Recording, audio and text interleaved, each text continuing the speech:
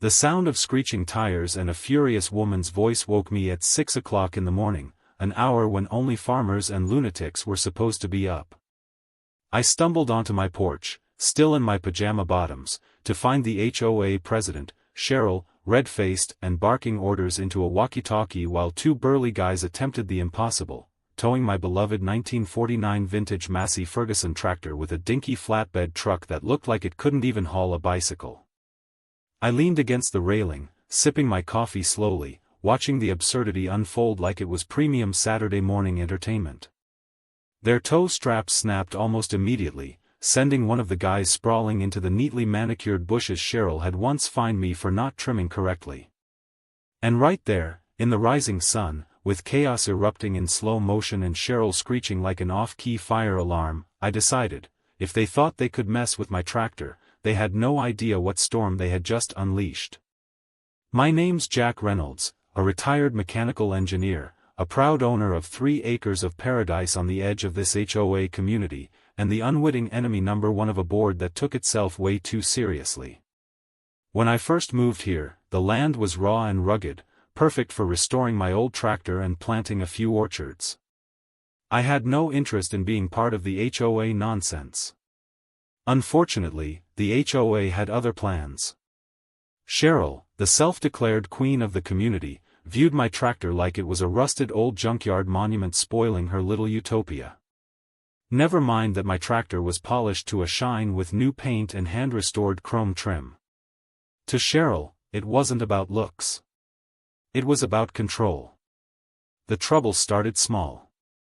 First, it was courtesy letters taped to my door about non-conforming agricultural equipment. Then it became fines, which I ignored because legally they had no right to enforce them on me. My property had existed years before the HOA was even incorporated. But facts didn't stop Cheryl. Facts only made her double down. The more she failed, the more furious she became. I made a game out of it, really. I framed one of her angry notices and hung it right above the tractor's steering wheel just for a laugh whenever I went to start it.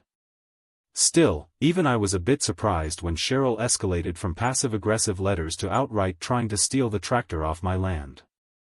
That morning was the culmination of months of quiet warfare. She thought she could call a private towing company, sneak onto my property, and make the problem disappear. But my Massey wasn't going anywhere. For one, it weighed more than 3 of their trucks put together. For another, I had installed heavy-duty wheel locks, disconnected the battery, and rigged up a hidden GPS tracker just in case someone got bold. I'd built security systems for million-dollar homes in my past life. Protecting a tractor was child's play compared to that. Standing on my porch, watching the frantic scene below, I couldn't resist the urge to intervene. I ambled down to the fence, raising my coffee cup like I was toasting them. One of the tow guys wiped sweat from his brow and mumbled something about needing a bigger rig, while the other tried to attach a chain around the front axle. I cleared my throat loudly enough to catch their attention. "You fellas sure you want to do that?" I asked casually. "She's a stubborn girl. Might tear your truck in half before she budges." Cheryl spun around, eyes bulging. "This is an HOA-authorized removal, Jack. You're in violation. You have no right to interfere." I shrugged. "Actually, according to the county register, I'm not technically part of the HOA jurisdiction. My land predates it by about 40 years. And you're trespassing." Cheryl's mouth opened and closed like a goldfish out of water. The two tow guys looked at each other, visibly nervous now. Still, one of them, probably worried about losing his paycheck, gave it another shot. He revved the flatbed engine and yanked on the chain tied to my tractor's front axle. The truck barely moved, but the front. The bumper groaned loudly before the whole tow rig lurched backward, smoke pouring from the tires.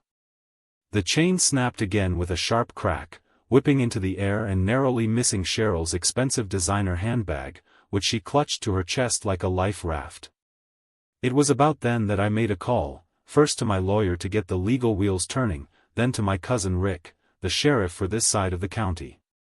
Rick loved a good HOA horror story, and I had a feeling he'd enjoy this one immensely. Within 15 minutes, a black and white cruiser rolled up, sirens flashing, not because of an emergency, but because Rick wanted to make an entrance. He stepped out, took one look at the disaster scene, and whistled low. Well, well, well. Looks like y'all are trying to rustle up some cattle that don't belong to you. Cheryl tried to talk over him, throwing around words like community standards and aesthetic rights, but Rick held up a hand. "Ma'am," he said, drawing out the word in that slow, infuriatingly calm southern drawl, "unless you got a court order, a property lien, or about 3 tow trucks bigger than that Tonka toy over there, you're all committing trespass and attempted theft." The color drained from Cheryl's face. The 2 tow truck guys backed away from the tractor like it was radioactive. Rick took a few statements, scribbled out a few citations, and then gave me a wink as he handed Cheryl a notice. She was being officially charged with unlawful trespass and malicious property interference. The look on her face was worth more than the entire HOA's yearly budget. I spent the rest of the morning buffing the tractor's hood and sipping more coffee as Cheryl was forced to call off the tow truck and retreat in humiliation. But even as I watched her stomp away, high heels clicking furiously on the sidewalk, I knew this wasn't over. Cheryl wasn't the kind of person to take defeat quietly. She would come back, and next time she'd be even more desperate and dangerous. And when she did, I'd be ready. Because if they wanted war over a tractor, they were about to find out they'd picked the wrong farmer to mess with. The sun was barely climbing over the horizon the next morning when I heard the rumble of heavy engines rolling down the street again. I didn't even bother grabbing my coffee this time. I just threw on my boots and headed outside, already knowing what kind of circus was about to unfold. Sure enough, Cheryl was back, but this time, she had upgraded her equipment. Instead of a flimsy flatbed, she had hired a massive tow truck, the kind usually reserved for flipping 18-wheelers off highways. Standing beside it, she looked smug and triumphant, arms crossed over her chest like she had just personally captured a fugitive. Her 2 loyal HOA security guards, the same ones who couldn't tow a barbecue pit without sweating buckets, flanked her like mall cops on steroids. I stood by my fence and watched as the giant tow truck maneuvered closer to my tractor. The driver hopped out, gave a polite nod to Cheryl, and then turned to inspect the situation. His face fell almost instantly. The tractor sat there gleaming under the morning sun, completely unmovable, with every wheel still secured with custom steel clamps I had designed myself. He circled it twice, scratching his head, and then walked over to me, shaking his head in disbelief. "Sir, is this yours?" he asked, not unkindly. I nodded. "It is." He glanced over his shoulder at Cheryl, who was tapping her foot impatiently. "Look, man to man, there's no way we're moving that thing without risking major damage. And if I break anything, my company's on the hook." "She said you approved the removal?" I laughed so hard I nearly doubled over. "Nope. She's lying." He blew out a breath and rubbed his forehead. "That's what I thought. I'll tell her we're not touching it." Before he could turn away, Cheryl stormed over, jabbing her perfectly manicured finger in his direction. "You're under contract. Remove that eyesore, or I'm suing your company for breach." The driver gave her a deadpan look. "Lady, you lied to me about having permission. If I touched that machine, I could lose my license, my truck, and my business. You want it moved? Get a court order." Cheryl turned a shade of purple so deep it was almost impressive. She stomped and shrieked about HOA bylaws, neighborhood standards, and how I was single-handedly lowering property values across the subdivision. The driver simply climbed back into his rig, shook his head, and pulled away, leaving Cheryl standing there in a cloud of diesel fumes and defeat. Her security guards shifted uncomfortably, clearly wishing they could disappear into the sidewalk. As entertaining as all of it was, I knew it was time to shift gears. Cheryl wasn't going to stop. She was the type of person who, when faced with a locked door, wouldn't try to find a key. She'd just keep ramming her head into it until something cracked. If I stayed passive, she would eventually escalate into something truly stupid. So I made a decision right then and there. I was going to go on the offensive. I pulled out my phone and made 2 important calls.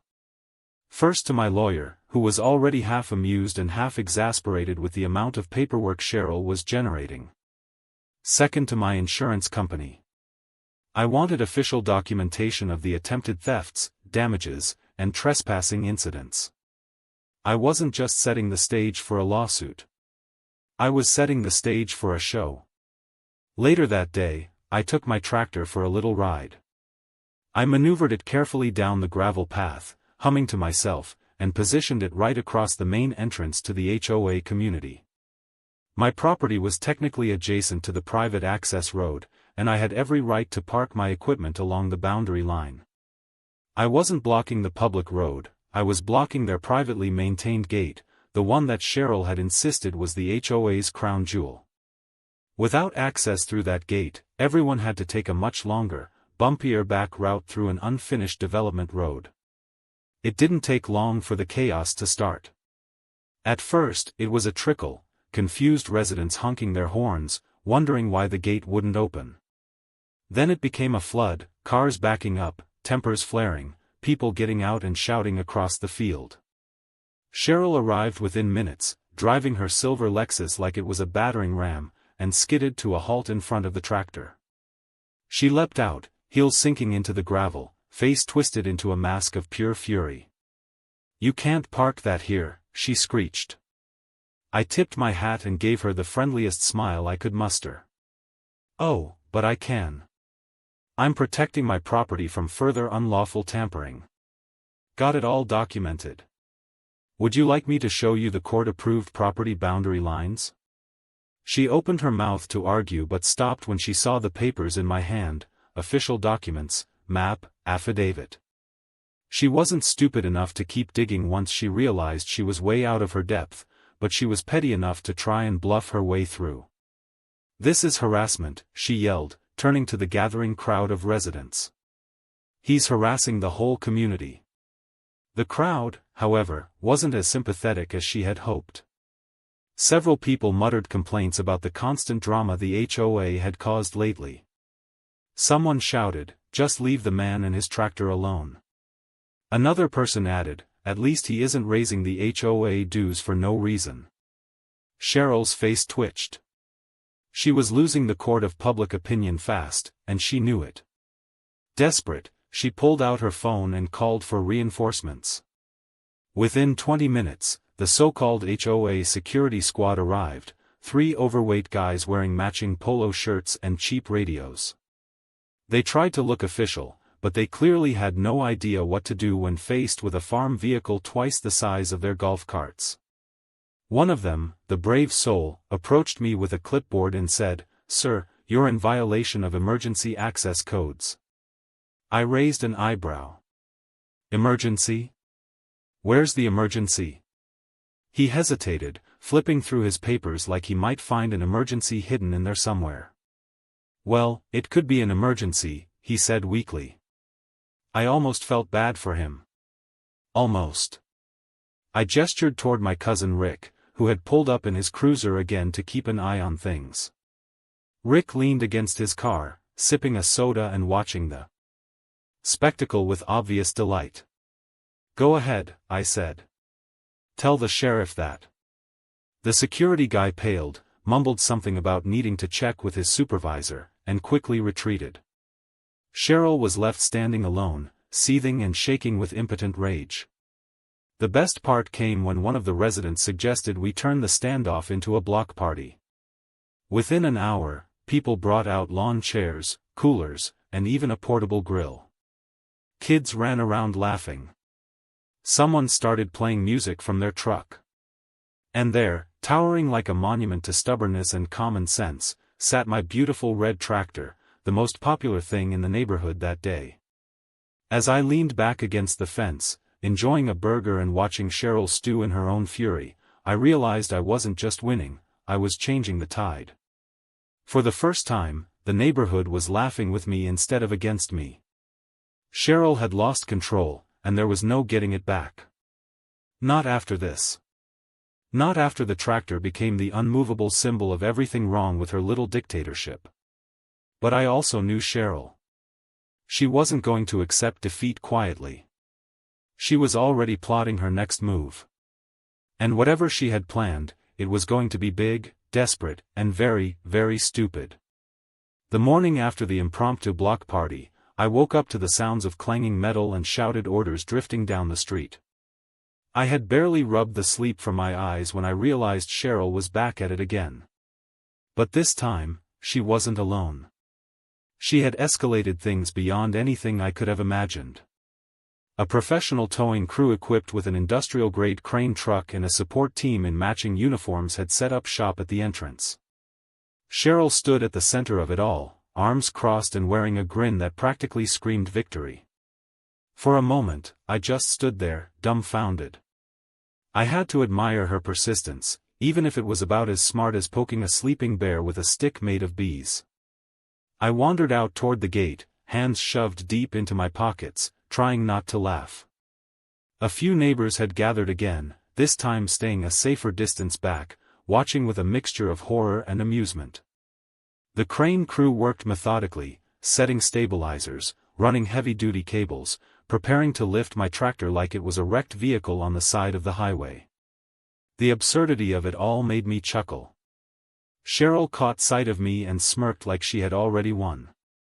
She gestured broadly at the setup as if to say, "Checkmate." I waited until the crew had everything ready, then slowly stepped forward. The lead operator, a grizzled man with a hard hat and clipboard, walked over to me. "Sir, we've been contracted to remove this tractor. Is there going to be a problem?" I smiled politely. "Well, that depends. Did the person who hired you provide a court order authorizing the removal of my property?" The man frowned. "She said she was the property owner's representative." I chuckled. "She's not. And if you lift so much as one wheel off the ground without a court order, you'll be facing charges for grand theft, destruction of private property, and trespassing." He looked over at Cheryl, who was frantically waving her arms and mouthing "Go" at him. He turned back to me, eyes narrowing. "You're serious?" I nodded. "Dead serious. You want to lose your truck, your business, maybe even your license?" The man didn't hesitate. He turned on his heel and stalked over to Cheryl, waving his clipboard angrily. I couldn't hear every word, but the general gist was clear: no court order, no move. Cheryl's face darkened to a color somewhere between eggplant and rage-induced purple. She stomped, screamed, and finally, in a fit of desperation, ordered her HOA security guards to seize the tractor themselves. It was like watching a bad sitcom unfold in real life. The guards, bless their incompetent hearts, tried to look intimidating as they surrounded the tractor. One of them even pulled out a pair of plastic handcuffs like he thought he was about to arrest me. I leaned against the fence, arms crossed, watching them argue among themselves about who was going to actually climb onto the tractor. Eventually, one unlucky soul was nominated. He scrambled up the side, grabbed the steering wheel, and immediately set off the custom security alarm I had installed. A deafening wail, louder than a fire truck siren, erupted from hidden speakers under the seat. The guard jumped back like he had been electrocuted, tumbling onto the ground with a yelp that drew laughter from the gathered crowd. Rick, my cousin the sheriff, arrived not long after, sipping his ever-present soda and grinning like he had front-row seats to the best show in town. He strolled casually over to me. "Heard the circus came back to town." I shrugged. "Bigger tent this time." He looked over the scene, the crane truck idling uselessly, the HOA security guards in full retreat, Cheryl shrieking into her phone like it might magically solve her problems. Rick shook his head. "You pressing charges?" I considered it for a moment, then shook my head. "Not yet. Let's give her just a little more rope." Rick chuckled. Fair enough. While Rick kept an eye on things, I wandered back to the tractor and, with great ceremony, unfurled a large professionally printed banner across the hood. It read in bold letters: "This tractor is protected by local, state, and federal law. Tampering will result in criminal prosecution." The crowd erupted into cheers and laughter. Cheryl, seeing her latest plan crumble spectacularly, retreated to her Lexus and slammed the door hard enough to make the windows rattle. She sat there fuming, refusing to make eye contact with anyone. It was clear to everyone that she had lost yet again. But the best part of the day came about an hour later. Someone, I still don't know who, uploaded a full video of the morning's events online. Within minutes, it spread like wildfire. Local news stations picked it up.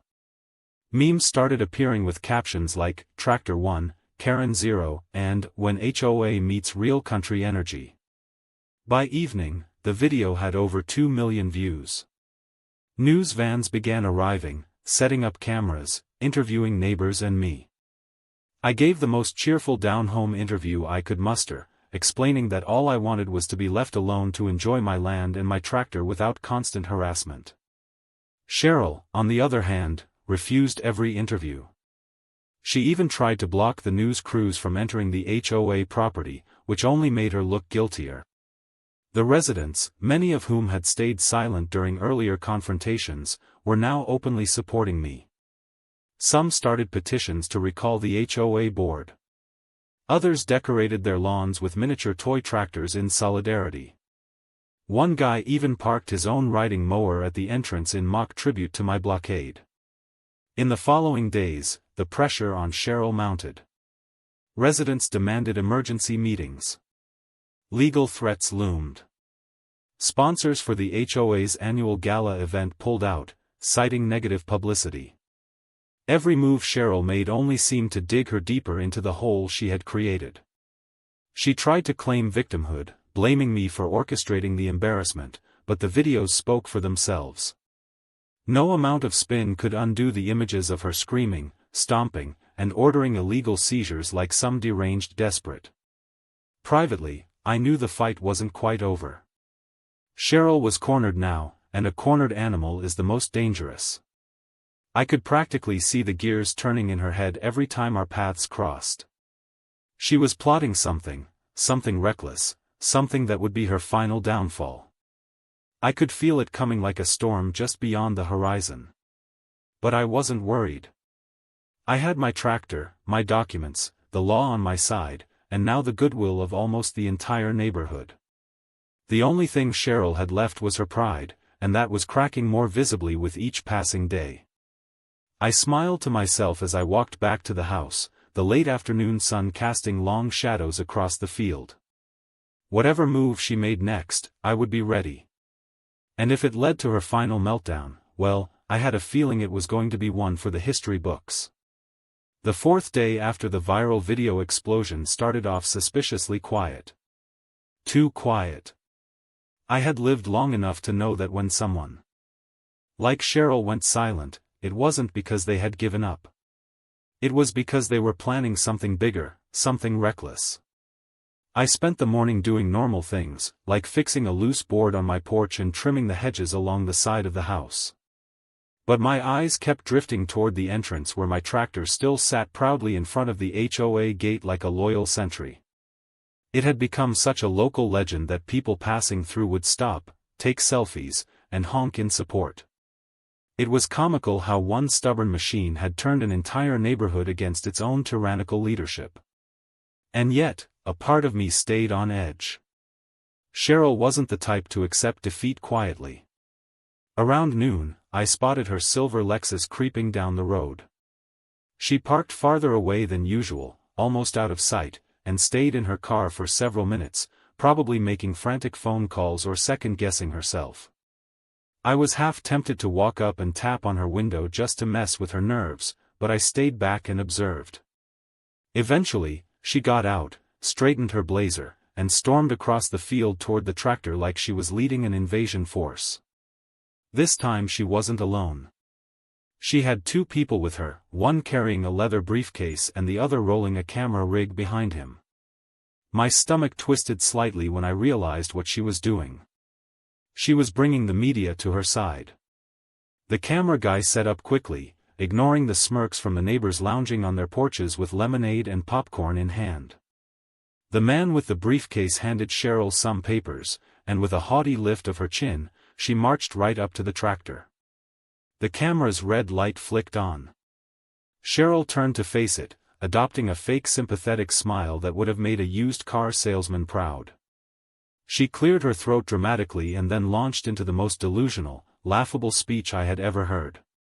She claimed the tractor was a public safety hazard, that it was blocking emergency access, and that the HOA had been forced to act because of my belligerent refusal to cooperate. She talked about community values, safety, harmony, all while standing in front of a machine that had caused exactly 0 problems until she decided to make it one. She even held up a fake emergency injunction that was nothing more than a bunch of meaningless papers she had printed herself, hoping no one would notice the lack of any official seals or signatures. The neighbors, who had gathered in larger numbers now, were having a hard time keeping a straight face. Someone coughed loudly into their fist, liar, and several people laughed openly. Cheryl's smile faltered, but she soldiered on, babbling about her deep concern for the residents and her unwavering commitment to community standards. When she finally wrapped up the speech, she turned dramatically toward the tractor and announced that it would be peacefully and lawfully removed for the greater good. The camera guy zoomed in as she walked to the tractor, pulled out a cheap padlock cutter from her handbag, and tried to snip through one of the heavy steel wheel locks. The cutter snapped clean in half. The sound of laughter rolled through the crowd like thunder. Cheryl stood there for a moment, frozen, clutching the broken cutter like a magician who had just realized her wand was a stick. Then, furious and humiliated, she tossed the broken tool aside and started yanking on the wheel lock with her bare hands, grunting and cursing under her breath while the camera captured every glorious second. That was when the sheriff's cruiser pulled up again. Rick got out, strolling casually toward the chaos, his hand resting lazily on his belt. He gave the camera a polite nod, tipped his hat to the neighbors, and then addressed Cheryl without even raising his voice. "Ma'am, I'm going to have to ask you to step away from the private property." Cheryl spun around, wild-eyed. "This is community enforcement. I have the authority." Rick raised an eyebrow. "Authority granted by who?" She brandished the fake injunction like it was Excalibur. Rick took it from her, scanned it, and then very slowly and deliberately tore it in half. "This here's a fraudulent document," he said calmly, "which means you're now guilty of attempted fraud, vandalism, trespassing, and criminal mischief." Again. Cheryl's mouth opened and closed uselessly. The camera guy, sensing a way juicier story, panned his rig toward Rick and zoomed in on Cheryl's panicked face. A few neighbors actually started chanting, "Arrest her! Arrest her!" Half jokingly, half hopefully. Rick sighed, pulled out a pair of real handcuffs, and gently but firmly turned Cheryl around. She screamed about lawsuits, civil rights, and conspiracies, but it didn't matter. Rick cuffed her, read her rights, and led her toward the cruiser like a child being dragged out of a toy store. The camera guy practically bounced with excitement as he captured every humiliating second. Cheryl's screams grew fainter as Rick closed the door and drove her away, leaving the neighborhood stunned into momentary silence. Then the cheers erupted, louder and longer than before. People hugged each other, high-fived, and shouted thank yous in my direction. Some even came up and patted the tractor like it was a war hero returning from battle. It wasn't just the residents who noticed either. Within hours, the video of Cheryl's arrest went viral again. News outlets started reporting on the escalating saga, framing Cheryl as a tyrant who had finally been brought down by her own arrogance. Memes flooded social media: Cheryl in handcuffs, Cheryl throwing a tantrum, Cheryl breaking the cutter. The phrase tractor justice started trending nationally. By that evening, the HOA board was in full-blown crisis mode. An emergency meeting was called, and for the first time, it wasn't a boring room full of rule-following busybodies. it was packed to the walls with angry homeowners fed up with years of Cheryl's nonsense. I didn't even need to attend. I just sat on my porch with a cold beer and listened to the roars of outrage echoing through the night air. By midnight, it was official. Cheryl was removed from her position as HOA president effective immediately. A recall petition against the rest of the board had gathered more than enough signatures. Change was finally coming, real change, and it was all thanks to a stubborn old tractor, a determined old man, and the ironclad refusal to be bullied into submission. The neighborhood had chosen sides, and they had chosen the side of common sense, humor, and a little bit of good old-fashioned stubbornness. But I knew there was still one thing left to do. Cheryl might have been stripped of her title, but her damage lingered. I wasn't just going to let it all fade away. It was time to make a statement, a final, unforgettable celebration of everything we had fought for. And I knew exactly how to do it. The morning after Cheryl's official removal felt different. The air was lighter, almost celebratory, like the end of a long and bitter winter. Neighbors waved at each other more freely. Kids rode their bikes around without being glared at by patrolling HOA busybodies. And for the first time in a long while, it actually felt like a neighborhood instead of a gated kingdom under siege. But I wasn't about to let the moment just pass quietly. After everything that had happened, after the battles, the chaos, the laughter, and the victories, it deserved to be properly marked. I wanted to make sure no one ever forgot what a stubborn old tractor and a community standing together could accomplish. So I decided to throw a party, but not just any party. It was going to be the first annual Tractor Freedom Festival. I spent 2 full days planning and getting help from half the neighborhood. Flyers went up overnight. Kids handed out invitations door to door. The local businesses I had long supported chipped in with food, drinks, and supplies. One guy brought a whole trailer full of fireworks. Someone else organized a live band. Before long, the preparations snowballed into something far bigger than I ever expected. What started as a simple barbecue idea grew into a full-blown block party, with games, contests, and even a charity tractor pull event where people could bet on how far they could drag a mini replica of my Massey Ferguson. The entire community threw itself into it with a kind of energy I hadn't seen in years. By Saturday afternoon, the entrance where my tractor had once blocked the gate was transformed into a festival ground. The gate itself was wide open now, unlocked permanently by a unanimous vote from the new interim HOA board had banners stretched across the entrance, reading, "Freedom through horsepower," and "We stand with Jack." My tractor was parked front and center, polished until it gleamed under the sun, with a small platform built next to it for speeches and performances. Kids swarmed the area, climbing onto a specially built tractor playhouse someone had whipped together overnight. Food trucks lined the street, dishing out everything from burgers and tacos to fresh lemonade and ice cream. I took it all in, standing by the tractor, my heart swelling in a way I hadn't expected. This wasn't just a celebration of my little victory over Cheryl. It was a celebration of something bigger, a kind of quiet rebellion against petty tyranny and the reclaiming of a spirit that too many neighborhoods had forgotten. No one should have to fight for the right to live peacefully on their own land. But when forced to, there was no sweeter reward than seeing everyone come together like this. Rick showed up in his sheriff's cruiser, lights flashing in a festive, non-threatening way. He got out with a huge grin and handed me a t-shirt that said, "Official Tractor Security Officer," printed across the front. I laughed so hard I almost choked on my lemonade. Soon after, the mayor himself arrived, making a surprise appearance, shaking hands, and congratulating the neighborhood for setting an example for other communities dealing with their own overreaching HOAs. He even gave a short speech about the importance of standing up for property rights and personal freedoms.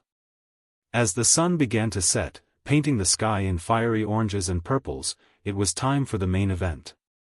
I climbed up onto the little platform next to my tractor, tapping the microphone to quiet the crowd.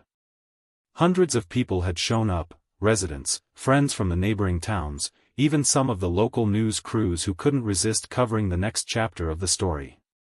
I started with a joke about needing a bigger tractor just to haul all the attention we had gotten, which got a good round of laughs. Then I got a little more serious, talking about how important it was to stand up to bullies, no matter how small the fight might seem. I thanked everyone who had supported me, even those who were too afraid at first but found their voice when it mattered most. I thanked my tractor too, for being the most stubborn, loyal hunk of machinery a man could ever ask for.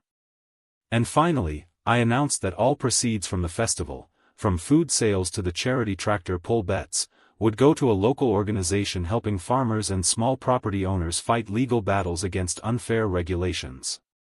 The cheers were deafening. A few people even hoisted me up onto their shoulders for a moment, which was slightly terrifying but hilarious.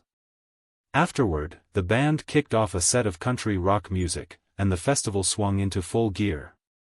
Bonfires were lit, marshmallows roasted, and laughter echoed across the fields. Even people who had once sided with Cheryl were now laughing and dancing, freed from the fear that had hung over them for so long. As the night deepened, we ended with the fireworks show. Someone had gone a little overboard with the fireworks budget because what we got was less a neighborhood celebration and more a full-blown small-town 4th of July extravaganza. The grand finale was a series of bursts that spelled out freedom in the sky. And when that last echo faded, the crowd erupted into applause that seemed to go on forever. Near midnight, as people slowly began to head home, a few neighbors and I sat around the dying bonfires, trading stories and laughing until our sides hurt. The tractor sat nearby, bathed in the soft glow of the remaining embers, a quiet, shining monument to everything we had been through. Somewhere in the back of my mind, I thought about Cheryl. After her arrest and public humiliation, she had packed up and left town almost overnight. Rumor had it she sold her house at a loss just to get out faster. A few people felt sorry for her in a distant, abstract way, but most understood the truth: Cheryl hadn't been a victim. She had been a bully who finally faced consequences. And in the end, she had defeated herself. As I leaned back in my chair, staring up at the stars, I realized something else too. The tractor might have been the symbol of the fight, but it was never really about the machine. It was about the simple right to live peacefully, to mind your business, to build a life without someone constantly trying to control every inch of it. It was about standing up and saying enough was enough. The Tractor Freedom Festival became an annual tradition. Every year, people gathered to celebrate not just that one victory but every small win in every small town where common sense and community spirit triumphed over entitlement and petty power. And every year, I made sure my old Massey Ferguson sat right at the center, shining proudly, a reminder that sometimes the biggest battles are won not with anger or violence but with stubbornness, humor, and a little bit of horsepower. Long after the last guest had gone home that night, I sat alone next to the tractor, listening to the crickets and the soft rustle of the trees. I patted the tractor's hood affectionately and raised my last cup of lemonade in a silent toast to a future where freedom, stubbornness, and a good sense of humor would always have a place to park, right in front of the gate.